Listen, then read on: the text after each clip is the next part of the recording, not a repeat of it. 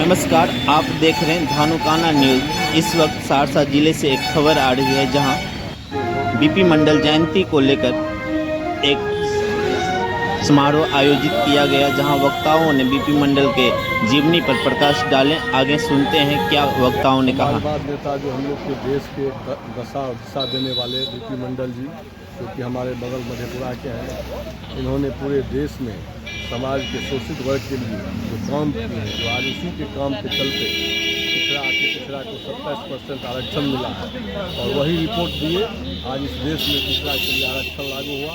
और उनसे सीख लेने की ज़रूरत है। जो हमारे देश में जो ऐसे महान नेता आए हैं, बिहार के मुख्यमंत्री भी बने और समाज के लिए जो अंतिम व्यक्ति है गरीब गुरबा के लिए, उनके लिए इन्होंने एक काम किए और एक पहचान छोड़ के गए। उसी का जयंती हम लोग अनवरत यहाँ मनाते हैं बैजनाथपुर में और एक संदेश देते हैं जयंती के मार्फत से इस गरीब शोषित के लिए लड़ने वाले नेता जो हमारे बीपी मंडल जी थे, उनके राह पर चले और देश व्यवस्था उनके कर्म पर चले और समाज के शोषित वर्ग का उत्थान। क्या नाम हो? भारत यादव, युवा। साथियों, हम लोग जयंती समारोह में माननीय बीपी मंडल जी के चरणों में श्रद्धा सुमन अर्पित करने और माल्यार्पण समारोह में भाग लेने आया। बीपी मंडल जी इस देश के आज के तारीख में एक ऐसे जाने माने शख्सियत है, संपूर्ण भारत उनको अपना एक संबल मानता है।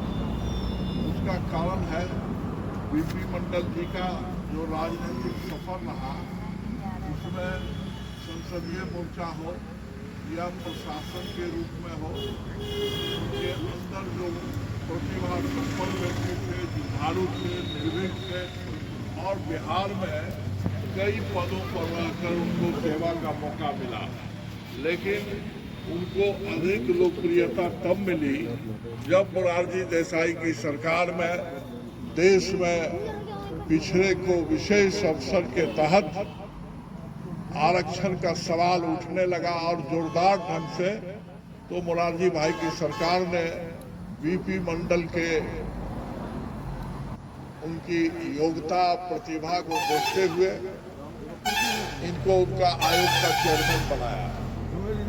मंडल साहब ने पूरे देश का दौरा कर और सभी समाज वर्गों में अध्ययन करके एक बहुत बहुमूल्य प्रतिवेदन दिया और जो प्रतिवेदन दिया वो जो आजादी के बाद जो भारत के संविधान में सामाजिक शैक्षणिक पिछड़ा को विशेष अवसर के ये आरक्षण का प्रावधान है और जिसको समाजवादी आंदोलन में डॉक्टर राम मनोहर लोहिया ने पूरे भारत में समाजवादी आंदोलन का अगुवाई किया और देश के सबल और मजबूत बनाने के लिए देश में बसे हुए इतनी घनी आबादी को जब तक समानता का गैर बराबरी खत्म करने का जो खाई है, उसके विरुद्ध देश में लगातार जोरदार संघर्ष चल रहा था।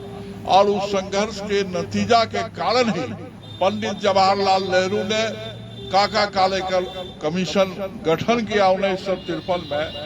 उसमें भी पिछड़े वर्ग के लोगों को विशेष अवसर देने की बात की अनुशंसा थी, लेकिन काका कालेकर कमीशन का रिपोर्ट लाइब्रेरी की शोभा बढ़ाती रहा।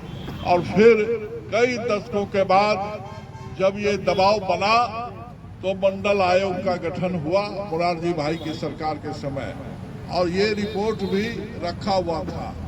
लेकिन जब समाजवादी विचारधारा की सरकार बनी बीपी सिंह के नेतृत्व में और बिहार में